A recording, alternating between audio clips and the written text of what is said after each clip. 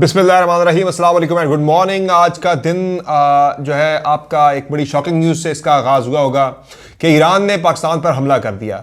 ईरानी revolutionary guards ने गुज़िश्ता रात खबर ये सामने आई कि बलूचिस्तान में पंजगोर के करीब इलाकों पर रॉकेट्स और मिसाइल दागे हैं और ड्रोन स्ट्राइक्स वगैरह का भी बताया जा रहा है। मुख्तलिफ मुतअद्दिद और मुतज़ाद खबरें सामने आ रही हैं कि ईरान ने अटैक किया है। जैश उल अदल जो कि तंजीम है, दहशतगर्द तंजीम है, जो कि ईरान के अंदर सिस्तान और बलूचिस्तान प्रोविंस के लिए के क़याम के लिए काम कर रही है, तो इस तंजीम के ठिकानों के ऊपर अटैक किया गया है। ये रिपोर्ट सामने आई है। रॉयटर्स हो, TRT हो, दुनिया के बड़े बड़े साथी इदारों ने रिपोर्ट किया गुज़िश्ता रात। हुकूमत पाकिस्तान ने ईरान की जानिब से किए गए इस हमले की भरपूर मजम्मत की है और इसे पाकिस्तानी एयर स्पेस की खिलाफ वर्जी करार देते हुए, इस वाक़े की मजम्मत करते हुए ईरानी नाज़िम अल अमूर को दफ्तर ख़ारजा में तलब करके उन्हें एहतजाजी मुरासला थमाया है और ख़बरदार किया है कि इस वाक़े की जो है संगीन नताइज इस वाक़े के हो सकते हैं। ख़ित्ते में ऑलरेडी कशीदगी जो है काफ़ी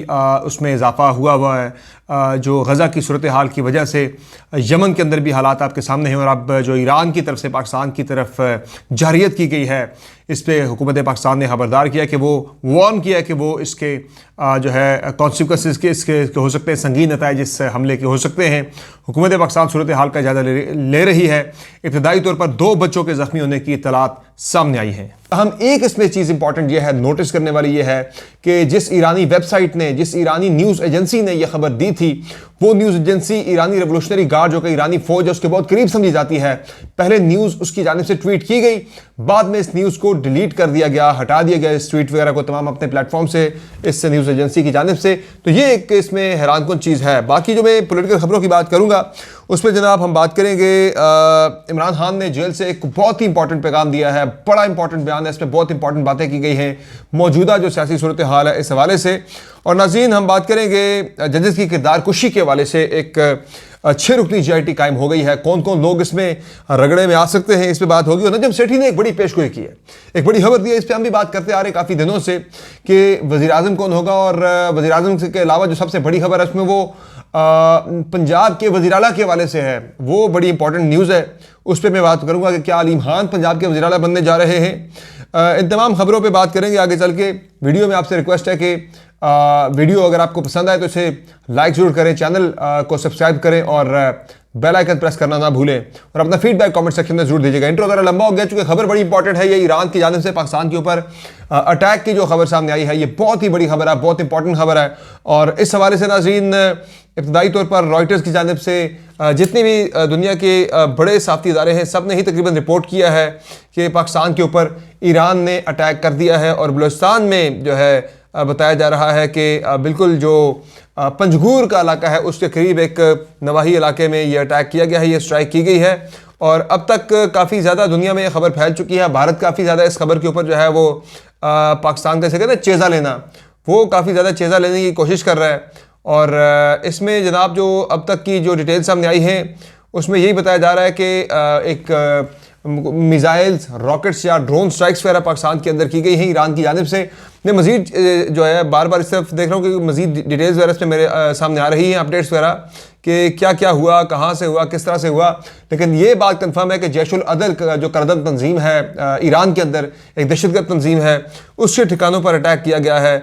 और ईरान की जिस न्यूज़ वेबसाइट ने यह खबर दी थी, वो उस वेबसाइट ने बाद अपनी वेबसाइट से इस खबर को हटा दिया है। पहले यानी कि खबर लगाई और उसके कुछ देर बाद इस खबर को हटा दिया, लेकिन तब तक ये पूरी दुनिया के अंदर कोट हो चुकी थी ये न्यूज़। और जो जैश उल अदल है जनाब, ये 2012 में कायम हुई थी और इसने ईरान के अंदर मुतअद्दिद दहशतगर्द हमले किए हैं। सिस्तान और बलूचिस्तान प्रोविंस के क़याम के लिए, एक अलग रियासत के क़याम के लिए ये तंजीम जो है जद्दोजहद कर रही है। इसका जो सरबराह था वो तो मार दिया गया था, लेकिन अब उसका भाई जो है वो मौजूदा जो सरबराह है, सलाहुद्दीन समथिंग उसका नाम है, जो कि इस वक्त इस मूवमेंट को रन कर रहा है बलूचिस्तान के अंदर।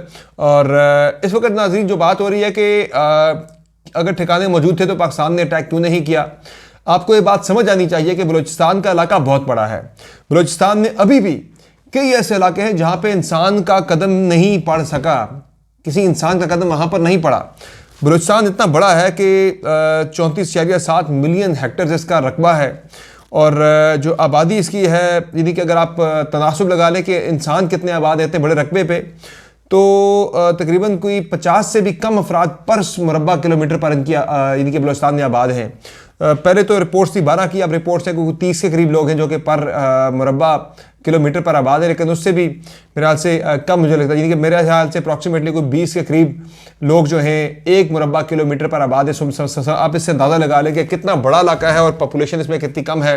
कितने इलाके ऐसे जहाँ पे जो है एक्सेस नहीं है, यहाँ पे रियासत की रिट को इस्टेब्लिश करना बड़ा एक मुश्किल काम होता है। लेकिन मुझे एक चीज़ जो नज़र आ रही है, अब ये जो अटैक हुआ है इस पर पाकिस्तान में ये मुतालबा बहुत ज़ोर पकड़ रहा है कि पाकिस्तान को भरपूर जवाब देना चाहिए, और यकीनी तौर पर पाकिस्तान की अगर खुद मुख्तारी का जो है की वायलेशन अगर की गई है ईरान की जानिब से, तो पाकिस्तान की जानिब से इसका एक बिफिटिंग रिस्पॉन्स मुंह तोड़ जवाब दिया जाना चाहिए। चूँकि ईरान की सरजमीन के अंदर से भी पाकिस्तान के ऊपर दहशतगर्द हमले होते रहे हैं, जो पाकिस्तान मुखालिफ दहशतगर्द तंजीमें हैं जिनमें बलूचिस्तान के अंदर बैठी जो सेपरेटिस्ट हैं, और कलअज़म TTP के ठिकाने भी ईरान के अंदर मौजूद है। जिस तरह से कुलभूषण जाधव जिसे पकड़ा गया था, वो भी बलूचिस्तान के अंदर, वो भी ईरान के अंदर से पकड़ा गया था, बलूचिस्तान के साथ ईरान से पकड़ा गया था, और मुबारक पटेल नाम का उसने पासपोर्ट बना रखा था। गवादर को तबाह करने के लिए, गवादर को जो है बिल्कुल ही डिस्टेबलाइज करने के लिए, इसको ख़त्म करने के लिए भी जो है काफ़ी ज़्यादा एक्टिविटीज़ वो ईरान की सरजमीन से ही पाकिस्तान के खिलाफ होती आई है। लेकिन अनफॉर्चुनेट कि भारत की जितनी प्रॉक्सीज हैं वो ईरान और अफगानिस्तान के अंदर से ऑपरेट कर रही हैं। पाकिस्तान ने अगर सब्र का से काम लिया है तो ईरान को भी पाकिस्तान के साथ बात करनी चाहिए थी। अगर ऐसा कोई अटैक उन्होंने किया है, एतमाद में क्या लेना, बल्कि पाकिस्तान से बात करनी चाहिए थी कि भाई आप अटैक करें, उनको ख़त्म करें। वो निशानदेही करते हैं, पाकिस्तान अटैक करके उनको ख़त्म कर सकता था। पर अब इससे ताल्लुकात काफ़ी ज़्यादा कशीदा होंगे, और जो दुनिया की बड़ी ताकतें इस वक्त चाह रही थी कि ईरान और पाकिस्तान का आपस में फड्डा हो, वो फड्डा मुझे होता हुआ अब नज़र आ रहा है, चूँकि पाकिस्तान इसे टॉलरेट बिल्कुल भी नहीं करेगा और ना ही करना चाहिए।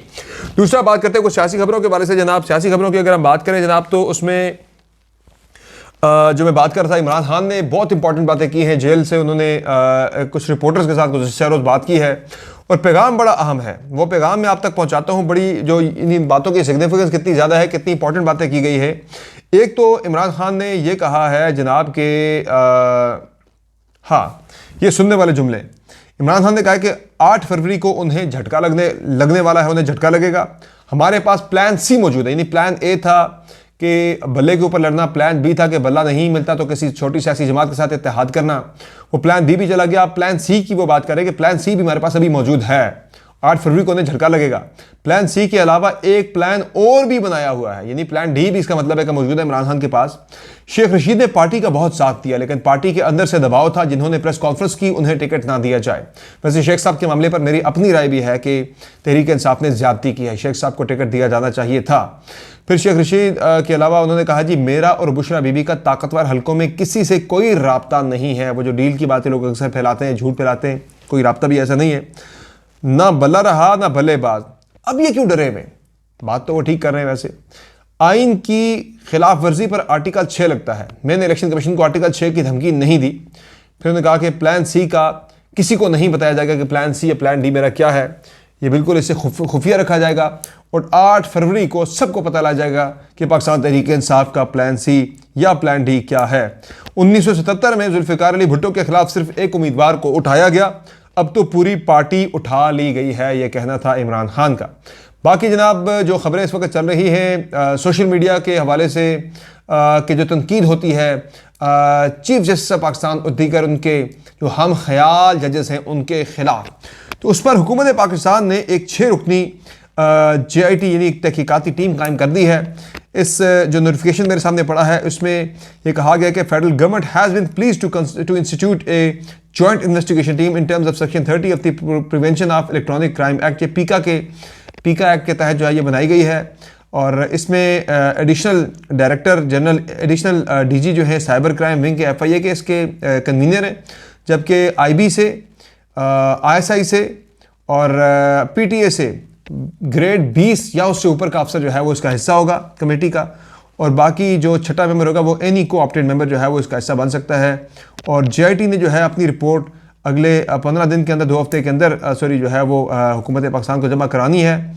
और जो लोग इसमें मुलव्वस पाए जाते हैं to identify and bring the culprits to book in accordance with relevant laws and cause prevention of challans presentation of challan in the concern court, यानी फौरी तौर पर इनके खिलाफ केसेस बना के इनके चलान अदालतों में पेश किया जाए। ये यानी कि बहुत खतरनाक काम होने जा रहा है। टू रिकमेंड वही for prevention against occurrence of such incidents in future, इस तरह के वाक़यात से बचने के लिए आइंदा के लिए अपनी वो पॉलिसी भी दे, साथ अपनी रिकमेंडेशंस दे।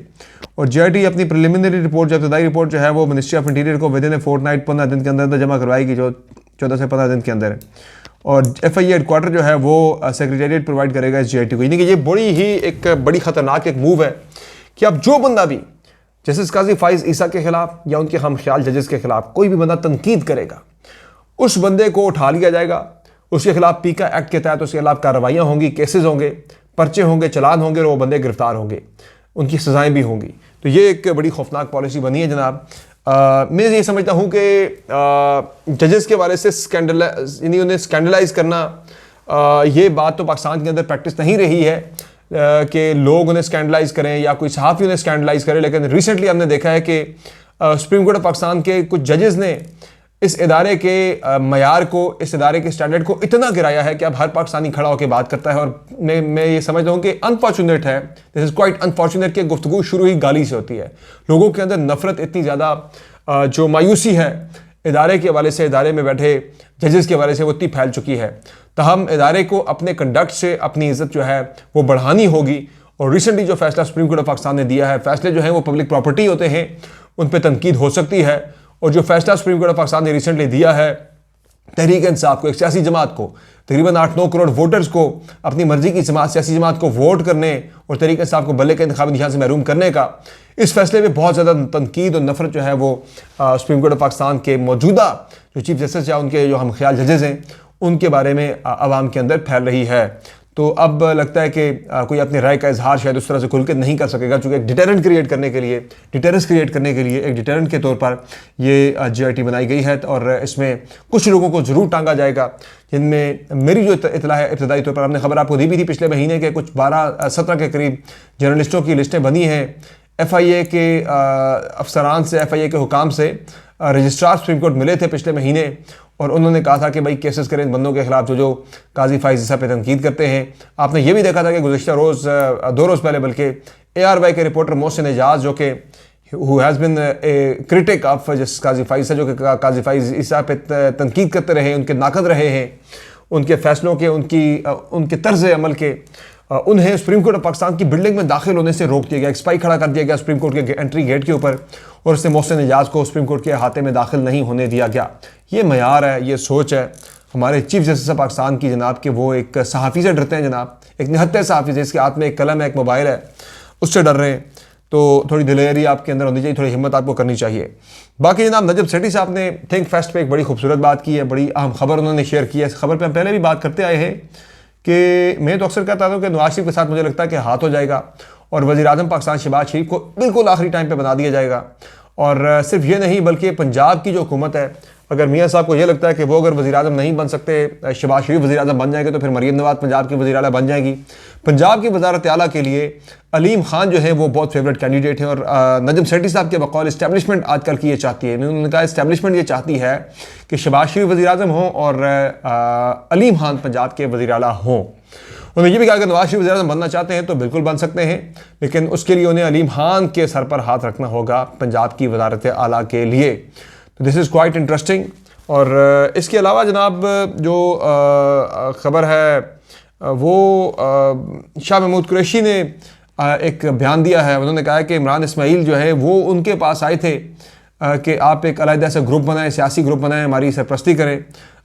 तो कहते हैं कि मैंने किसी को नहीं बुलाया था, चूँकि इमरान इस्माइल ने शाह महमूद कुरैशी पर इल्ज़ाम लगाया कि शाह महमूद कुरैशी एक अलग ग्रुप बनाना चाहते थे और उसमें वो हम सबसे रब्ते भी कर रहे थे कि वो तहरीक इंसाफ का एक अलग से ग्रुप बनाना चाह रहे थे। जबकि शाह महमूद कुरैशी ये कहते हैं कि मैं अपना ग्रुप नहीं बनाना चाह रहा था, मैंने जो है ये लोग मेरे पास आए थे, इमरान इस्माइल, आमिर कियानी, फवाद चौधरी, ये लोग मेरे पास आए थे कि आप एक ग्रुप बनाएं, आप हमारे साथ आएँ, हम एक ग्रुप बनाते हैं, इंडिपेंडेंट इलेक्शन लड़ेंगे, उसके बाद हम अपनी मर्ज़ी की सियासी जमात को बना लेंगे या उसमें चले जाएंगे। तो ये जो है तहरीक इंसाफ से मुतल्लिक़ चीज़ें चल रही हैं। बाकी PTI के अंदर जो रिफ्ट चल रही है वो ख़तरनाक होती चली जा रही है। पर्टिकुलरली एक तरफ शेर अफजल मरवत हैं, दूसरी जानिब शोएब शाहीन हैं, हामिद खान हैं और तीसरे पाकिस्तान तहरीक इंसाफ के ही वकील रहनुमा जो हैं सॉरी तहरीक इंसाफ के सेक्रेटरी इत्तलात जो है रऊफ़ हसन साहब हैं। तो फटाइन के दरमियान काल काफ़ी बढ़ गया था, शेख ज़मारुद्दीन ने ट्वीटें भी की और उसके बाद फिर उन्होंने दोबारा से कैंपेन तो सिंध के अंदर कंटिन्यू कर ली है, लेकिन ये जो लड़ाई है ये हर गुज़रते दिन के साथ तहरीक इंसाफ के वकला के अंदर बढ़ती चली जा रही है। तो इसे मेरे ख्याल से PTI अगर कंट्रोल नहीं कर पाती तो तहरीक इंसाफ को आने वाले दिनों में, आने वाले चंद हफ्तों में इसका नाकाबिल तराफी नुकसान हो सकता है। तो ये आज की अपडेट्स हैं जनाब, अगली वीडियो में हाजिर होंगे। तब तक के लिए इजाज़त दीजिए, अपना बहुत ख्याल रखिएगा। अल्लाह ने के बाद।